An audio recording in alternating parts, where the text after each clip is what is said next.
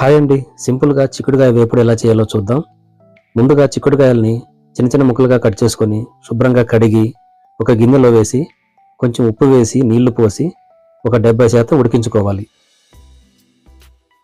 ఈలోపు మిక్సీ జార్లో ఒక 10 ఎండుమిరపకాయలు, కొంచెం ఎండు కొబ్బరి, కొంచెం గసగసాలు వేసి మెత్తగా పౌడర్ చేసుకొని పక్క నుంచి చిక్కుడుకాయలు ఎంతవరకు ఉడికాయో చూద్దాం.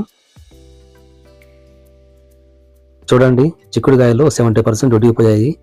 ఇప్పుడు స్టవ్ మీద ఒక ప్యాన్ పెట్టి 2 స్పూన్లు నూనె వేసి నూనె కాస్త వేడయ్యాక సన్నగా తరిగిన ఉల్లిపాయలు, పచ్చిమిరపకాయలు వేసి కాసేపు వేయించుకోవాలి.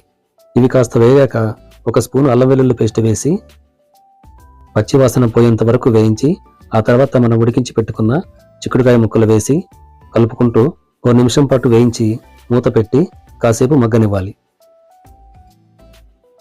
2 నిమిషాల పాటు మగ్గించుకున్న తర్వాత మూత తీసి మనం ముందుగా రెడీ చేసి పెట్టుకున్న మసాలా పౌడర్ వేసి రుచికి సరిపడా ఉప్పు వేసి మొత్తం ఒకసారి కలిపి 1 స్పూను ధనియాల పొడి, 1 స్పూను గరం మసాలా వేసి కలుపుకోవాలి.